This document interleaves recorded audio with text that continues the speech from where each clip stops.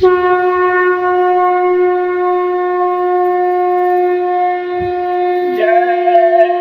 गुरुदेव, जय गुरुदेव। माता पिता की सेवा करो, उनके आशीर्वाद से फूलो फलो। माता पिता को सताओगे, सीधा नरक में जाओगे।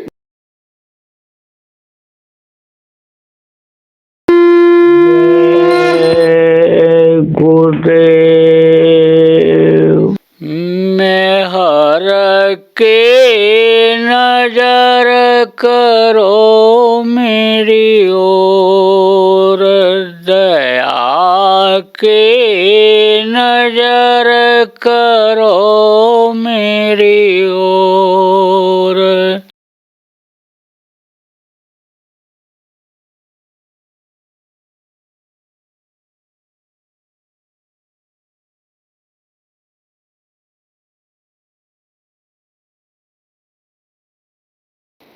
जय गुरुदेव।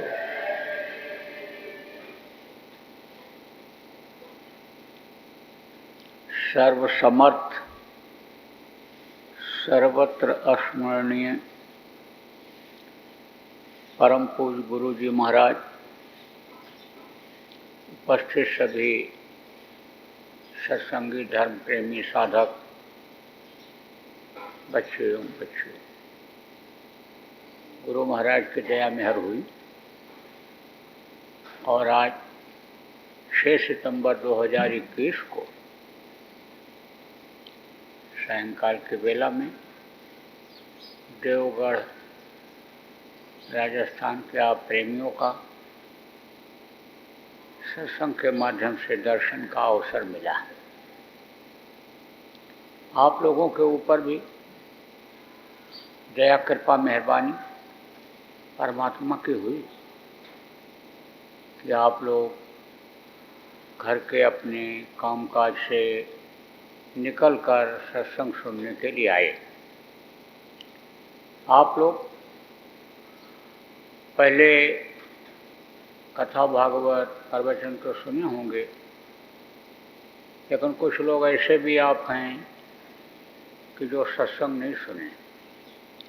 कुछ प्रेमी तो बराबर सुनते रहते हैं, तो उनको सत्संग के बारे में जानकारी रहती है कि सत्संग क्या चीज़ होती है, लेकिन आप कुछ इसमें पहली बार सत्संग सुन रहे हो, तो कथा भागवत और प्रवचन से सत्संग अलग होता है। कथा भागवत में तो महापुरुषों की जीवनी, महापुरुषों का कार्य, क्या उन्होंने किया, देश के लिए, जनता के लिए, समाज के लिए, लोगों के लिए क्या किया, यह रहता है। लेकिन सत्संग में आत्मा और परमात्मा की बात भी बताई जाती है। गृहस्थ आश्रम में रहते हुए शरीर का पालन पोषण करते हुए समाज में अपना स्थान बनाते हुए थोड़ी देर भजन करके इस आत्मा को परमात्मा तक पहुंचा करके वो भी शक्ति हासिल करने का तरीका सत्संग में बताया जाता है। पहले के समय में देखो, बराबर जगह जगह पर सत्संग आयोजित होता रहता था, लोग जाते रहते थे। तब सत्संग को भी समझते थे, गृहस्थ आश्रम को भी समझते थे, आत्मा परमात्मा देवी देवताओं को भी जानते मानते और समझते थे।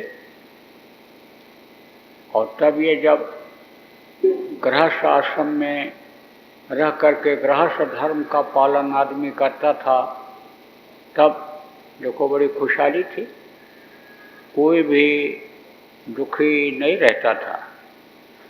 ऐसा भी इतिहास मिलता है, आप लोग रामकथा में सुने होंगे कि दैहिक दैविक भौतिक तापा, राम राज्य काहू नहीं व्यापा। कोई कोढ़ी अपाहिज लूला लंगड़ा नहीं था, कोई रोगी नहीं था राम के राज्य में। सब सुंदर, सब विरुद्ध शरीरा, सब सुंदर थे। समय पर जाड़ा, समय पर गर्मी, समय पर बरसात होती थी।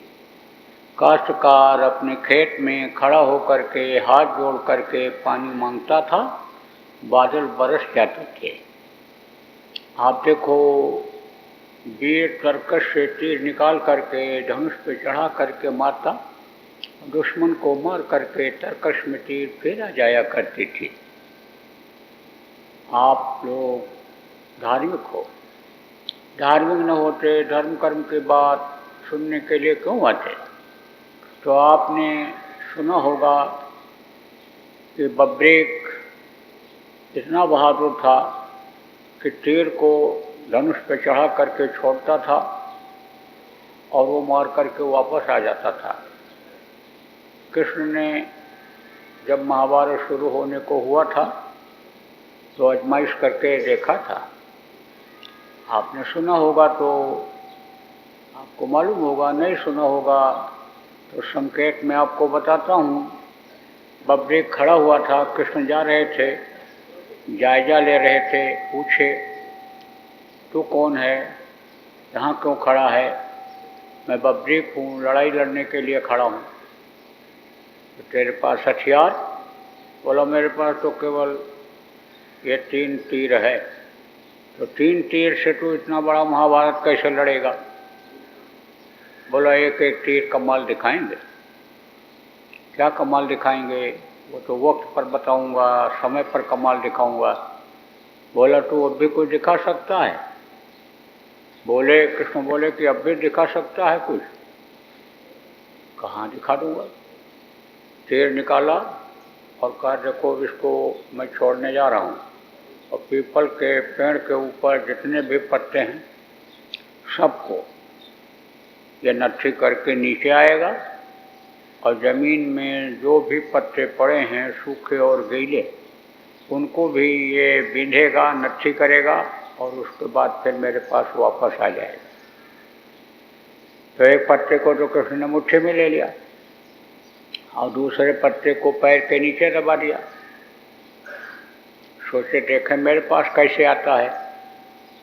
तो तीर गया ऊपर और सारे पत्तों को बींध करके और ज़मीन पर आया, और ज़मीन पर सूखे गीले जो भी पत्ते पड़े थे उनको नट्ठी करके और फिर कृष्ण के पैर की तरफ बढ़ा।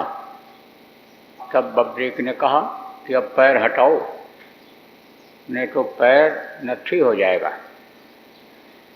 क्योंकि पैर में से हो करके जाता उस पत्ते को नट्ठी करता, तो पैर इनका फट जाता। तो पैर हटाया, फिर पत्ते को नट्ठी किया, फिर कृष्ण के हाथ की तरफ बढ़ा। तब फिर चिल्लाया, खोल दो मुट्ठी, नहीं तो हाथ चला जाएगा। मुट्ठी खोला और फिर वो भी पत्ता नट्ठी करके तीर उसके पास वापस आ गया। ऐसी शक्ति पहले लोगों में हुआ करती थी।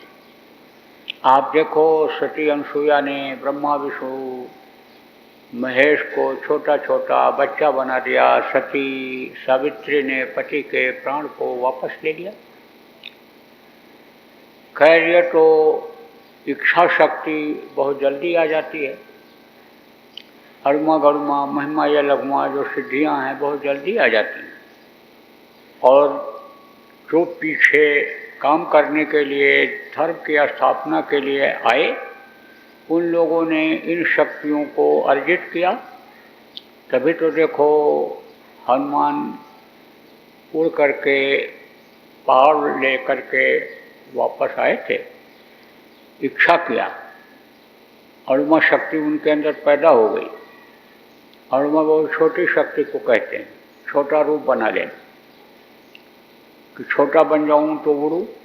छोटी ही चीज़ उड़ती है, भारी चीज़ नहीं उड़ पाती है। तो उड़ करके गए और देखा कि संजीवनी बूटी खोजे नहीं मिल रही है, सभी पौधे यहाँ प्रकाशवान हैं। वैद्य जी ने कहा था संजीवनी बूटी रात को भी चमकती है, रोशनी रहती है, रात को भी उसमें चमक है। तो देखा कि रावण ने सारे पौधों को प्रकाशवान करा दिया था। तब सोचा पहाड़ ले चलना पड़ेगा। तो फिर इच्छा किया और वो शक्ति प्रकट हुई जो उनके शरीर को भारी भरकम बनाया, गरिमा शक्ति जिसको कहते हैं। लोग लिखते हैं ना निमंत्रण कार्ड में, आपकी गरिमामयी उपस्थिति प्रार्थनीय है। तो आप ये समझो वो भारी भरकम शरीर हुआ तो पहाड़ उठा लिए, और फिर जब उड़ने को हुआ तब फिर छोटा बनकर ही उड़ा जा सकता था। फिर अरुणा शक्ति को बुलाए, वो आई और उड़ करके फिर ले करके आए। तो ये शक्तियाँ और ये चीज़ें बहुत आसानी से आदमी को मिल सकती हैं, लेकिन लोगों ने रास्ते को छोड़ दिया। सत्संग मिलना लोगों को बंद हो गया, और अगर कथा भागवत सुनते भी हैं तो सुनकर चले आते हैं, अमल नहीं करते हैं। राम ने जो भी त्याग किया, कृष्ण ने जो भी त्याग किया, महापुरुष जो भी त्याग किए, उस त्याग का नकल नहीं करते, अनुकरण नहीं करते हैं। कमियां जो लोगों के अंदर हैं, आदमी उसकी नकल तो कर लेता है, लेकिन अच्छाई की नकल नहीं कर पाता है। तो सत्संग जब बार बार मिलता है तब यह मन जो विषयों की तरफ भाग रहा है उधर से हटता है। विषय किसको कहते हैं? खाने का विषय, देखने का विषय, सुनने का विषय, इंद्रियों का विषय होता है। तो अब आप ये समझो कि इतना माहौल इस वक्त पर खराब हो चुका है, बिगड़ता जा रहा है, धर्म का ह्रास होता जा रहा है कि आदमी की आदतें बिगड़ती चली जा रही हैं, समाज का माहौल खराब होता जा रहा है, धर्म नाम की चीज़ ही को लोग नहीं रखना चाहते हैं। तो ऐसे समय पर सत्संग की लोगों को ज़रूरत है, नहीं तो कर्म खराब हो जाएंगे। कर्म खराब हो जाएंगे तो धर्म नहीं रहेगा, धर्म नहीं रहेगा तो देखो परेशानी आ जाएगी। घर घर में देखो परेशानी, घर घर में लड़ाई झगड़ा, घर घर में वैमनस्यता, घर घर में रोग फैलता चला जा रहा है। आदमी कहता है रुपया पैसा बहुत कमाता हूँ, पूरा नहीं पड़ता है। आप कह समझो कहते हैं सब कुछ है, गाड़ी घोड़ा भी है, मकान भी है, सम्मान इज्जत भी है, लेकिन शांति नहीं है।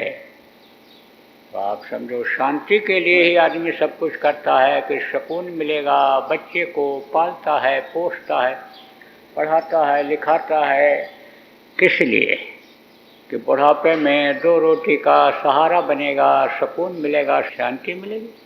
क्योंकि जब तक ये शरीर है तब तक इसको रोटी की ज़रूरत है चलाए रखने के लिए, ठंडी गर्मी से बचने के लिए कपड़े की ज़रूरत है, घर की ज़रूरत है। सोच लेता है बुढ़ापे में ये कैसे होगा, क्या होगा, तो बच्चा ये सहारा बन जाए। लेकिन अब आजकल के बच्चे बगैर सत्संग के देखो भटक रहे हैं। आजकल के बच्चे देखो खान पान बिगाड़ लिए, शराब के नशे में, नशे की गोलियों में मस्त हैं, रास्ता उनका बदल गया। कारण क्या रहा? सत्संग नहीं मिला।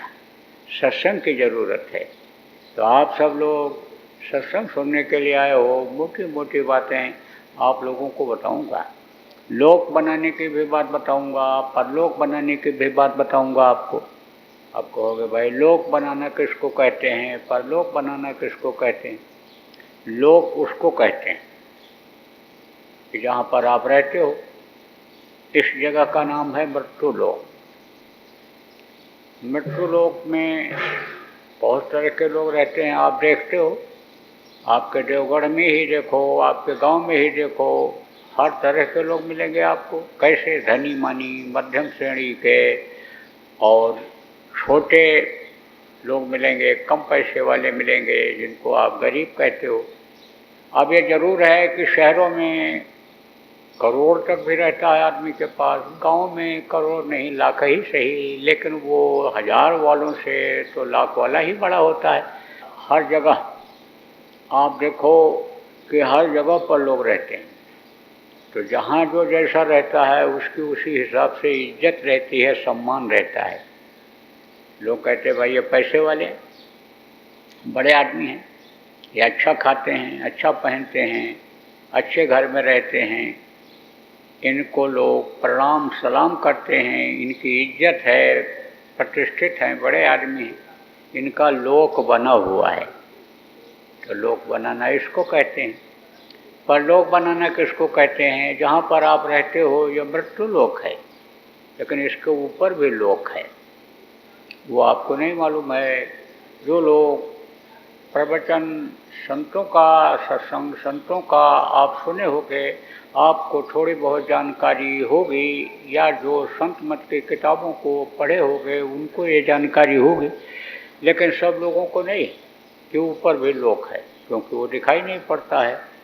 सुने हो तो आपको मालूम है, कुछ ऐसे भी होंगे कि सुने ही नहीं होंगे कि ऊपर भी लोक है। बस यही सुने होंगे आसमान है, ये देखो आकाश है, ये आकाश लोक है, सूरज दिखाई पड़ रहे हैं, इनका लोक है, चंद्रमा दिखाई पड़ रहे हैं, तारे दिखाई पड़ रहे हैं, इनका लोक है। लेकिन इसके ऊपर भी लोक हैं, बहुत सारे लोक हैं। आप ये समझो कि 33 करोड़ दुर्गा, 10 करोड़ शंभू, ये यानी बैराट के साथ शुरू में ही बनाए गए थे। अब आप ये समझो मुख्य रूप से जिनकी लोग पूजा करते हैं, जिन्होंने इस सृष्टि को बनाया है, जिनके हाथ में है, उन्हीं 3 देवता को यानी समझो कि लोग जानते हैं। किसको?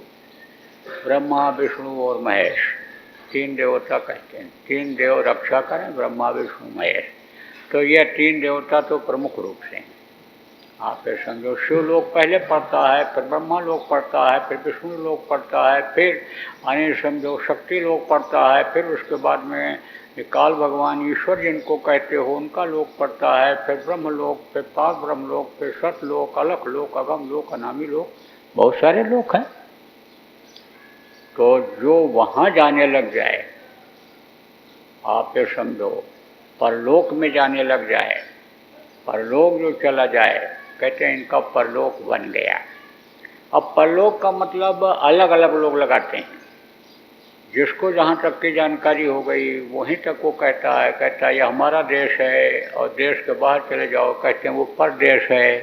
तो ये अलग अलग अपना अर्थ लगाते हैं लोग। लेकिन परलोक कहाँ है? परलोक ऊपर ही है, ऊपरी लोकों में लोक है, परलोक है। तो आप अगर चाहो तो आप परलोक में भी जा सकते हो और इस लोक में भी रह सकते हो। ऐसा रास्ता इसी मनुष्य शरीर में है।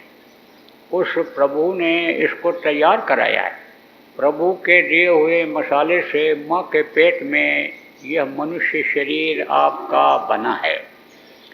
आप समझो कि 5 तत्व जल, पृथ्वी, अग्नि, वायु और आकाश, और आप ये समझो जन्म, अष्ट, परिणाम, वृद्धि, क्षीण, ये 6 तरह की शक्तियों ने इसको तैयार किया है।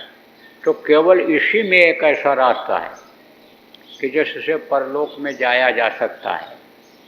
लोक में तो रहते हैं बहुत लोग जिनमें 5 तत्व नहीं मौजूद है, 4 तत्व, 3 तत्व, 2 तत्व, 1 तत्व है, वो लोग भी मौजूद हैं। जैसे ये पेड़ पौधे हैं, जैसे पतंगे हैं, खटमल जूचीलर हैं, जैसे उड़ने वाले पक्षी हैं, जैसे आपके गाय बैल भैंस हैं, यह भी यानी आप ये समझो कि मृतलोक में है, लेकिन इनके अंदर पूरे यानी समझो तत्व नहीं हैं, तो वो रास्ता इनमें नहीं है।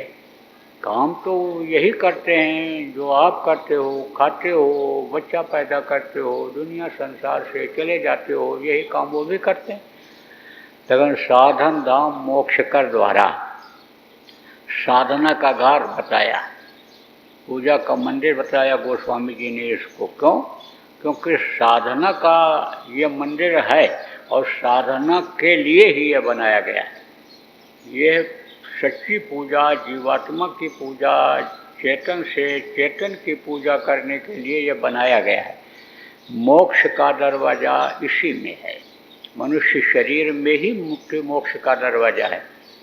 मुक्ति मोक्ष किसको कहते हैं? शमशान घाट की तरफ जाओ, कहीं कहीं लिखा रहता है मुक्ति धाम, मोक्ष धाम। अब कोई मुर्दा लेकर के जाए और आंधी आफत आ जाए, कोई दिक्कत पैदा हो जाए, तो वापस लाता है? नहीं लाता, रुक जाता है वहीं, जला करके ही आता है। कहते हैं मुर्दा वापस नहीं लाएंगे, मुक्ति इसको दिला के ही शरीर को आएंगे। तो शरीर की मुक्ति का स्थान तो ये शमशान घाट है। और जीवात्मा के मुक्ति का स्थान कहाँ है? जहाँ से ये आई है। जब वहाँ पहुँचेगी, उस समुद्र में पहुँचेगी जिसकी यह बूंद है, तब इसको मुक्ति मिलेगी। और नहीं तो लौट लौट 84 आया, लौट लौट करके इसी 84 में आना पड़ता है। कर्म जब खराब हो जाते हैं, अच्छे और बुरे दो कर्म हैं, बुरे कर्म आदमी करता है, चाहे जान में करे चाहे अनजान में करे, तो पाप लग जाता है और उसकी सज़ा मिल जाती है। आप ये समझो कि नरकों में जाना पड़ता है, मार पड़ती है, काटे जाते, सड़ाए जाते, गलाए जाते हैं, तपाए जाते हैं, बहुत दिन तक रहना पड़ता है। उसके बाद में वहाँ से मृत्युलोक में इधर आए, 84 में आए, इधर कीड़ा मकोड़ा सांप गोजर बिच्छू बना के छोड़ दिए गए, भटक रहे, इधर उधर जान बचा रहे हैं। सैकड़ों साल तक ऐसे जड़ शरीर में डाल दिए गए, पेड़ पौधे में डाल दिए गए, खड़े हैं, हिल डुल नहीं, खिसक नहीं सकते हैं। तो आप ये समझो 84 में आना पड़ता है। आप ये समझो अच्छा कर्म मान लो बन गया तो समझो स्वर्ग और वैकुंठ तक ये जीवात्मा चली जाती है, लेकिन पूरी छेड़े मृत्यु लोक के फिर आना पड़ता है। माँ के पेट में 9 महीने तो लटकना ही पड़ता है। माँ के पेट की गर्मी तो बर्दाश्त करनी ही पड़ती है। तो लौट लौट 84 आया, लौट लौट करके 84 में आना पड़ता है। अब ये भी देखो आप कि लड़का पैदा होता है जब, तो रोता है। क्यों रोता है? तकलीफ होती है तब रोता है। अब वो बोल नहीं सकता है, बोलता तो है लेकिन उसकी बोली कोई समझ नहीं सकता है। हाथ पैर तो हिलाता है, इशारा करता है, सब समझाता है, कहता है, लेकिन बोली कोई नहीं समझ पाता है बच्चे की। तो लोग कहते हैं ले चलो इंजेक्शन लगवा दो, ले चलो दवाई दिला दो, लेकिन वो दवा नुकसान करती है। इंजेक्शन नहीं लगवाना चाहिए छोटे बच्चे को। वो तो कुछ समय के बाद चुप हो जाता है। जहाँ पर अस्पताल नहीं है, डॉक्टर नहीं है, वहाँ तो माताएं प्यार दे करके उसको हिला डुला करके किसी तरह से चुप कर लेती हैं। तो कहने का मतलब यह है कि बहुत दर्द होता है बदन में। यह हवा गर्म और ठंड इस कदर नंगे बदन में उसके लगती है कि मालूम पड़ता है सैकड़ों सुई कोई छू रहा है। और प्रभु का दर्शन जो माँ के पेट में होता था, बाहर आने के बाद काल माया के इस देश में माया ने पर्दा डाल दिया, तो वो दर्शन अब होता नहीं। तब फिर और चिल्लाता है कहाँ कहाँ कहाँ कहाँ कहाँ कहाँ भेज दिया, कहाँ भेज दिया, कहाँ पहुँच गए। और मरते वक्त भी तकलीफ होती है। देखो बहुत से लोगों की हड्डी चटकती है, जब तक चिल्लाते हैं, रोते हैं, जबान तुतली हो जाती है। उस वक्त पर कुछ समझ में नहीं आता है। रिश्तेदार परिवार के लोग सब खड़े रहते हैं, लेकिन कोई मदद नहीं कर सकते। चिल्लाता छटपटाता है और प्राण त्याग देता है। तो मरते वक्त भी तकलीफ और जन्मते वक्त भी तकलीफ। अब आप समझो प्रेमियों, जब तक ये जीवात्मा को मुक्ति मोक्ष नहीं होगा, अपने घर नहीं पहुँचेगी, अपने मालिक के पास नहीं पहुँचेगी, तब तक जन्मत मरत दुस्सह दुख होई। जन्मते वक्त और मरते वक्त की तकलीफ झेलनी ही पड़ेगी। तो यह तन कर फल विषय न भाई, स्वर्गो स्वल्पंत दुखदाई। विषय वासनाओं के लिए तो शरीर मिला कि खाओ पियो मौज करो, मस्ती करो और फिर दुनिया संसार से चले जाओ। इस काम के लिए ही नहीं मिला। यह तो उसने दिया था, जाओ तुमको हम आज़ाद कर देंगे, तुम्हारे शरीर को बना देते हैं और इस शरीर के अंदर जो साधना का द्वार है उसको तुम जान लेना, संतों के पास पहुंच जाना, समर्थ गुरु के पास पहुंच जाना और उससे अपनी जीवात्मा का कल्याण कर लेना। लेकिन हमारे शरीर को गंदा मत करना, साफ सुथरा रखना। और ये अंग जो तुम्हारे लिए बनाए गए शरीर को चलाने के लिए, इसको तुम पापी मत बनाना। अंग इसमें कौन है? आँख है, कान है, मुंह है, हाथ है, पैर है, ये सब अंग है। आज़ाद है आदमी। आँख से अच्छा देखे, बुरा देखे, कान से बुरा सुने, अच्छा सुने, मुंह से बुरा बोले, अच्छा बोले। आप समझो, पैर से अच्छे काम के लिए जाए, बुरे काम के लिए जाए, हाथ से अच्छा करे, बुरा करे, आज़ाद है। लेकिन फल भोगने के लिए आज़ाद नहीं है। उसने कहा कि फल तुमको भोगना पड़ेगा। जो जो जस पीन सो तस फल चाखा, कर्म प्रधान विश्व रच राखा। समझाता है बुरा कर्म मत करना, लेकिन जब बाहर आए तो भूल गए। अब सत्संग नहीं मिला, संत नहीं मिले, तो जानकारी नहीं हो पाई, तो फंसते चले जा रहे हैं। अब आप ये समझो प्रेमियों कि अब मनुष्य शरीर आपको दोबारा फिर मिलने वाला नहीं है। कोट जन्म जब भटका खाया, तब यह नर्तन दुर्लभ पाया। करोड़ों जन्मों में भटकने के बाद तब यह मनुष्य शरीर आपको मिला है। देव दुर्लभ शरीर है, देवता तरसते रहते हैं। थोड़े समय के लिए हमको मिल जाता, हम अपना काम बना लेते। अब अपना काम क्या है, पराया काम क्या है? सच पूछो तो जो काम आप करने में लगे हुए हो वो दूसरों का काम है। रुपया पैसा इकट्ठा करते हो, घर मकान बनाते हो, आप समझो ज़मीन जायदाद बढ़ाते हो, गृहस्थी को बच्चों आप बढ़ाती हो, आप समझो कम खा करके, कम पहन करके ज़मीन जायदाद बढ़ाते हो, ये सब करते हो। किसके लिए?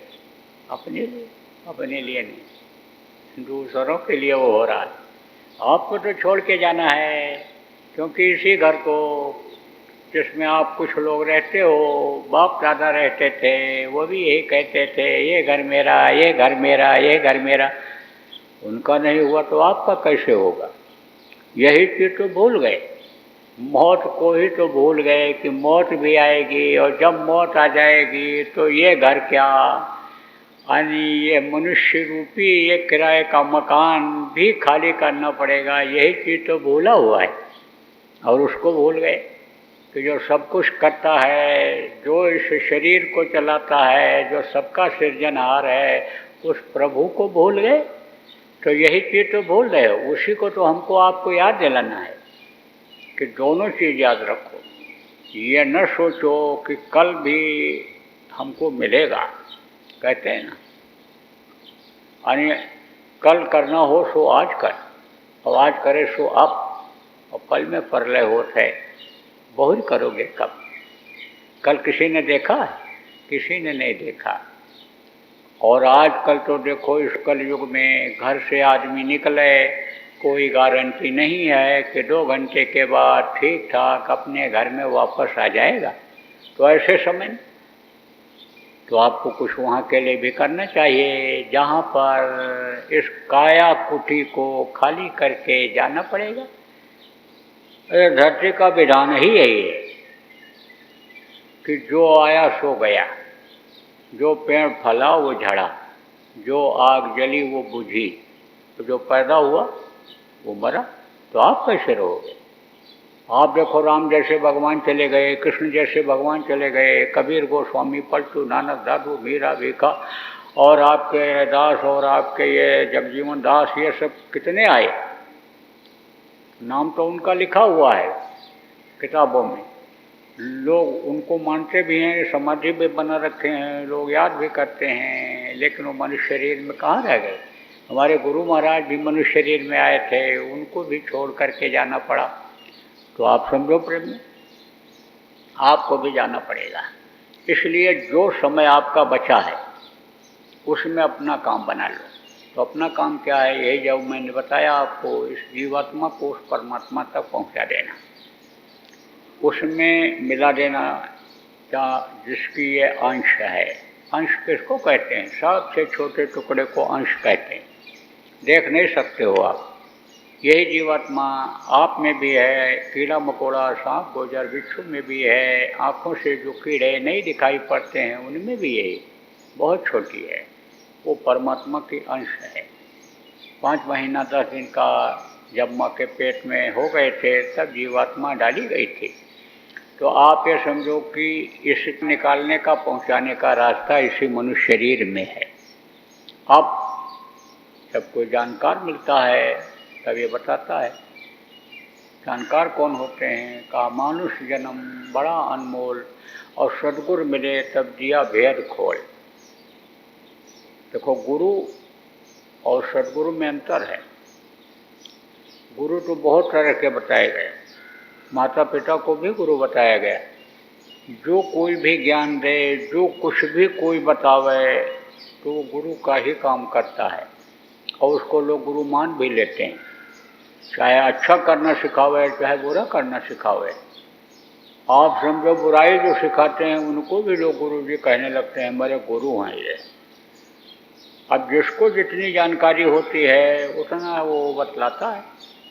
5 दर्जा पढ़ाने वाले मास्टर को अगर आपको 10 दर्जा के लड़के को पढ़ा दो, कैसे पढ़ा सकते हैं? अलग अलग यानी इनकी जानकारी होती है, लेकिन नाम एक है, एक ही है गुरु जी। सम्मान है, इज्जत है, स्थान है, सबसे अलग रहेंगे। वो ऊंची कुर्सी पर बैठेंगे, ऊंचे आसन पर बैठेंगे। तो गुरु अलग अलग होते हैं, कई तरह के होते हैं ना। पहला गुरु पिता और माता जो हैं रक्त बीज के दाता। दूसर गुरु भई वो दाई गर्भवास की मैं छुड़ाई। तीसर गुरु ने नाम उचारा गांव देश के लोग पुकारा। चौथा गुरु ने शिक्षा दीना तब संसारी वस्तु सीना। पांचवा गुरु ने दीक्षा दीना राम कृष्ण का सुमरन कीना। छठवां गुरु ने सब भ्रम तोड़ा ओंकार से नाता जोड़ा। सातवां गुरु सत शब्द लखावा और जहाँ का जीव तहाँ पहुँचावा। शब्द भेदी गुरु। शब्द से ही ये सारा संसार बना है। अंड पिंड ब्रह्मांड सब शब्द से बनी। शब्द का जब खिंचाव हो जाता है तो दुनिया संसार में कुछ नहीं रहता है, ये सब खत्म हो जाता है। बड़े बड़े पत्थर आप देखो यहाँ इधर आपके पड़े हुए हैं, ये बिल्कुल सीमेंट से भी मुलायम हो जाते हैं। पृथ्वी तत्व खत्म हो जाता है, कोई उपज नहीं होती है। इसकी उपजाऊ शक्ति, उर्वरा शक्ति जिसको कहते हैं, वो खत्म हो जाती है। फिर आप समझो क्या बचता है? जल बचता है। जल का शोषण होता है। आपका जल को अग्नि, सूरज गर्मी होती है वो सोखती है, फिर पवन उसको सोख लेता है, फिर आकाश सबको सोख लेता है। एक दूसरे के मददगार भी। ये किसके लिए बनाए गए? आदमी के लिए। और एक दूसरे के जब दुश्मन बन जाते हैं तो आदमी का नाश हो जाता है। तो बचता कौन है? आप समझो देवी और देवता बचते हैं, स्वर्ग और वैकुंठ बचता है। तो जब शब्द खींचा जाता है तो भी ऐसे चटाई की तरह लिपट जाते हैं। तो ब्रह्म पार ब्रह्म के यानी वहाँ तक के यानी समझो भौर गुफा के नीचे तक का सिमटाव पूरा हो जाता है जब महाप्रलय होता है। क्योंकि शब्द से ही ये सब जुड़े हुए हैं, धुरी से सब जुड़े हुए हैं। वहीं से एक जगह से आवाज़ आ रही है, वहीं से सब जुड़े हुए हैं और सब ये लटके हुए हैं, ऐसे चलते रहते हैं। आप जो पढ़े लिखे लोग हो, पढ़े होंगे कि यह धरती चलती है, यह सूरज चांद सितारे नहीं चलते हैं। धरती जहाँ पहुँचती है उस हिसाब से सूरज चंद्रमा का दर्शन होता है, उनका असर गर्मी ठंडी का होता है। ये आप पढ़े होंगे। तो शब्द ही सब कुछ है। शब्द भेदी गुरु जब मिलते हैं तब वो है सूरज को शब्द के साथ जोड़ देते हैं और ये ऊपर शब्द को पकड़ करके ऊपरी लोकों में होते हुए और अपने घर मालिक के पास आने जाने लगती है। जय गुरुदेव। सरकारी व गैर सरकारी अनुदान के लिए बिना सत्संगियों के सहयोग द्वारा जनहित के कार्यों में लगी हुई बाबा जय गुरुदेव धर्म विकास संस्था का मुख्यालय पिंगलेश्वर रेलवे स्टेशन के सामने मक्सी रोड, उज्जैन, मध्य प्रदेश में है। यहाँ पर सत्संग व नामदान का कार्यक्रम होता रहता है। अतः आप श्रोताओं से अनुरोध है कि बाबा उमाकांत जी महाराज के आश्रम उज्जैन एक बार परिवार सहित जरूर पधारिएगा। जय गुरुदेव, जय गुरुदेव। आपके सुझाव के लिए व्हाट्सएप नंबर 9575600700। जय गुरुदेव, जय गुरुदेव।